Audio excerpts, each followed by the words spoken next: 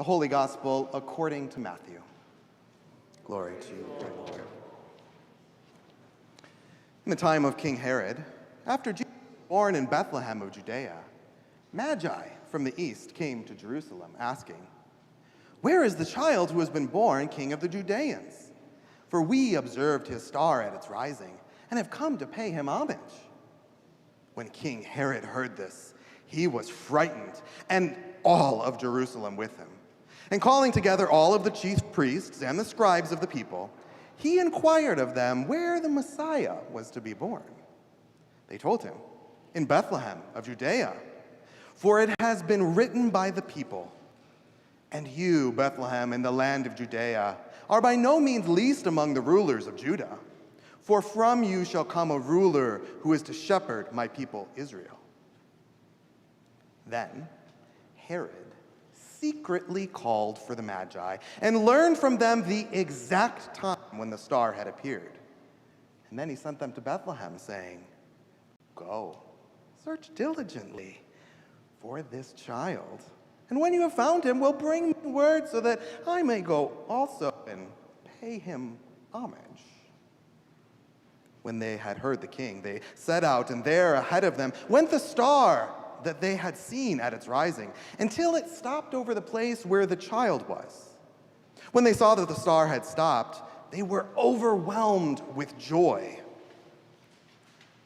And on entering the house, they saw the child with Mary, his mother, and they knelt down and paid him homage. Then opening their treasure chest, they offered gifts of gold and frankincense and myrrh.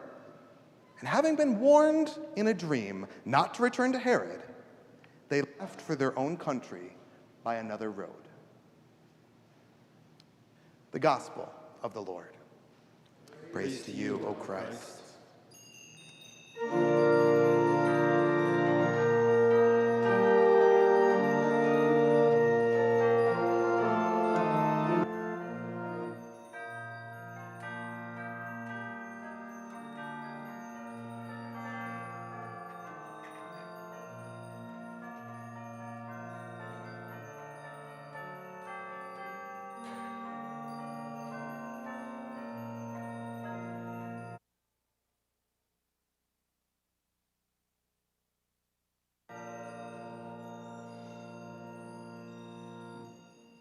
Please be seated.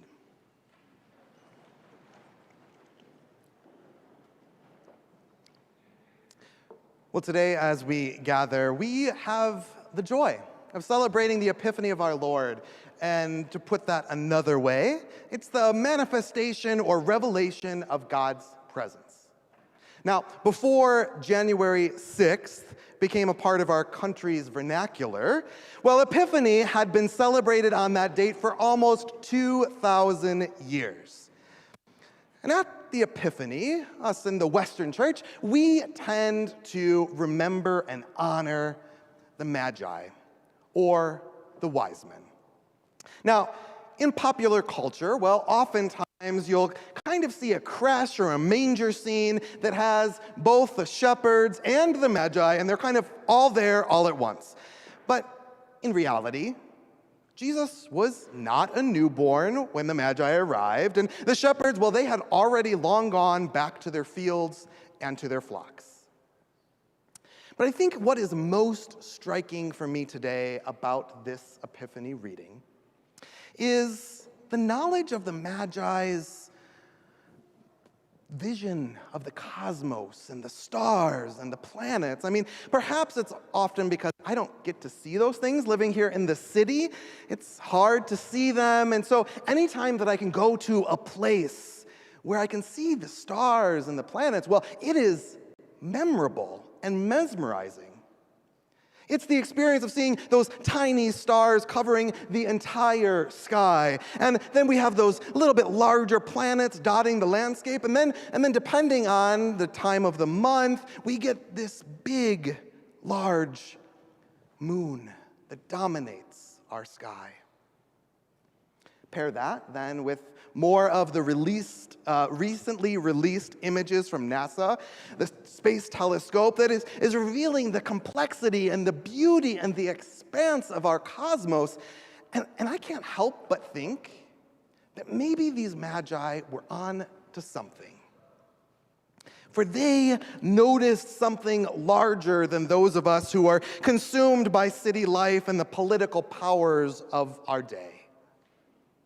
Now, I could go on and on and on in the sermon about who these magi were. Were there actually 3 of them? No, there was probably a lot of them. Were they only men? No, there was probably women too. Were they from the same country? No, they were probably from multiple countries. But the reality is that no matter who, what, or how many of these magi there were, the text is clear that they had seen an astrological event, and they knew that it had great significance. And so, these magi, well, they were curious. They were inspired. They were hopeful about this changing world and this new occurrence that they saw. And so they journeyed to the logical place for a new Judean king to be born, that is Jerusalem. So it was born in Bethlehem, because remember, the Magi, they go to Jerusalem. That's how they find King Herod, right? King Herod is in Jerusalem. They get there, the logical place, and there they discover that the newborn king was not with the reigning king. Uh-oh, we got a problem. And that's when they asked the current king for directions to the new king. Big problem, right? Okay, let's pause there on the story for a second. Let's turn to Herod. So Herod, this is Herod the Great, and he kind of has a reputation in the land. Now, he commissioned many different building projects, including the renovation of the Second Temple in Jerusalem. He also has kind of a complicated religious relationship, because he both supported Judaism, because he was half Jewish, and he also would build worship spaces for other religions. Kind of see how this can get complicated. And then, well, one of the things that people did then, and kind of still do now, is they like to put their name on building projects. You know, it's kind of like the way that men pee, like dogs, they're like marking their territory. Men love to build big things, and that communicates power and wealth. But at the same time, we built all these big, beautiful things, but money has to come from somewhere. And so what we find is that historians cite that this is probably the cause of the serious impoverishment of the people that he ruled. On top of that, you might have heard of the slaughter of the innocents. And, you know, most historians agree that that probably wasn't a thing where Herod finally said, oh, kill all the people who are 2 and under in Bethlehem. But it really is very similar to what we would expect from Herod. I mean, he was bloodthirsty ruler, and he would commit any crime in the pursuit of his unbound ambition. So, as a quick recap, we have the Magi, who see something new, and they're going to seek and explore and support and cherish this new, novel thing that will bring about justice in life. And then, on the other hand, we have Herod, who sought to destroy and to deceive and to derail anything new, anything that did not support his ambition, but supported his ideas, no matter what was best for the larger world. And you see, this is important for the Gospel of Matthew. Today we're here in chapter 2 of Matthew's Gospel, and over again, we will see that throughout all of Matthew's Gospel, there will be different reactions from different people to Christ's message and Christ's existence.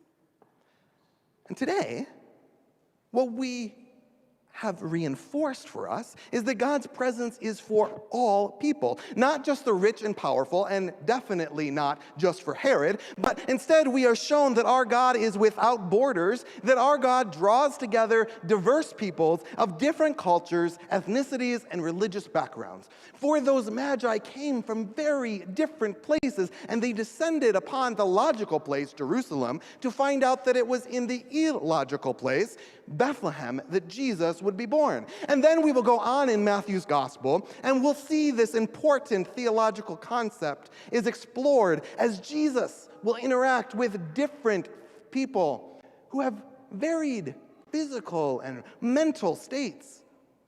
He'll also go and he'll interact with sellouts, people who sold out to the Roman government so that they can feel comfortable. He'll also talk with Jewish nationalists who will say that there needs to be only Judaism in this country. And Jesus will also demonstrate to us that true honor, is not found in building projects that you can put up, but rather it's found in serving, in giving of yourself. Because in serving others, well, far often when we serve each other, what we find is we learn more about ourselves and our world than we even give to others. You see, what we will discover is that God will come in unanticipated ways, with unexpected and sometimes uncomfortable messages. But all of that is to bring about God's vision of justice and love and peace. And the reality is that will strike people to respond in very different ways.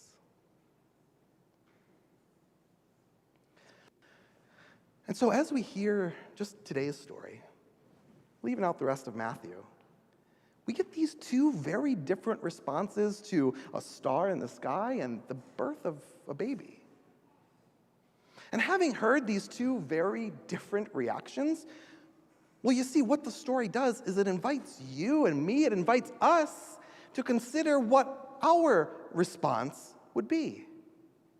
Will change in something new cause us to react like Herod?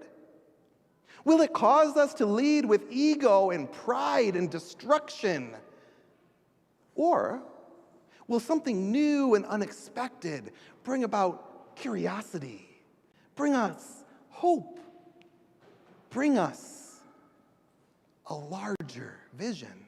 A vision that is expansive. Could our reaction be to respond to God's love and justice and peace instead of out of fear and pride and ego? But also, this story, that last verse of today's story, well, it also helps us to imagine what abundant life might really look like. For, I don't know if you caught it, that final verse, that the magi did not return to Herod as he demanded, but instead they got a vision and they went a different way. Well, what's interesting about this one little verse that's just snuck in there, and you could so easily read over it and be like, well, why are they telling me how they got home? Did they take the L? Did they take the bus? Did they take the camel? They probably took the camel. But here, that one little verse, it's teaching us about ethics and morality in one little verse. You see, for when those in power compel you to do something unethical or immoral, you disobey. You disobey. Instead, you help the most vulnerable and you stand up for what is right. And oftentimes, I think about those magi and how they brought gifts. Do we remember the gifts? Gold, frankincense, myrrh, gold. Kind of valuable, even in our own time.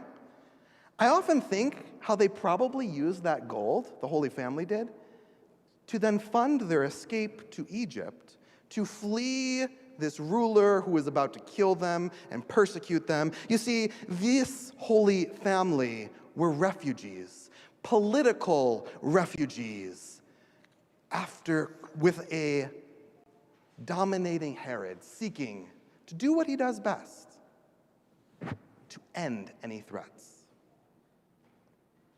With all of that said, with the main chunk of our reading and the footnote, which is so important, teaching us about ethics and morality, I wonder what all of these things held together actually mean for you and me, right? I mean, we don't walk around with camels or on camels or next to camels, but I think that this still matters to us today. Because maybe what it looks like incarnate here and now is it looks like those brave individuals who stood up to the most powerful person in the world and disobeyed his desire to overturn an election. Or maybe we are like the Magi when we support the work of our ministry partners who welcome refugees fleeing political violence. Or maybe we're like the Magi when we pursue upgrades to our beautiful historic building, but also our deeply inaccessible building, as we literally widen and welcome for all of God's children with the gifts that we have of time and treasure. You see, a Magi's response to God's incarnation, well, we could think of it endlessly. For it is those responses that help to bring about God's justice and peace and love for all people. And that, my friends, is what today is all about. You see, today we are offered the opportunity to notice how God is revealed in the ways that aren't that different from what we read. For our world looks remarkably similar, minus the camels. But today, what we know from our reading is that God has been and continues to be revealed in our lives and in our world. And then, here's the summary. Come back to me if I've lost you. 2 more sentences and we're done. Because we have already seen and we know that God is revealed, then we have the opportunity to turn from our ego, from fixed ideas, from selfishness, and instead to embrace the response of the Magi. A response rooted in God's justice, in God's awe, in God's opportunity. And so today, on this Epiphany Sunday, may we find just small ways, or maybe extravagant ways, to be a little bit like the Magi. Might we share God's love, not because we have to, but rather because we have been first loved by our God. Let it be so. Amen.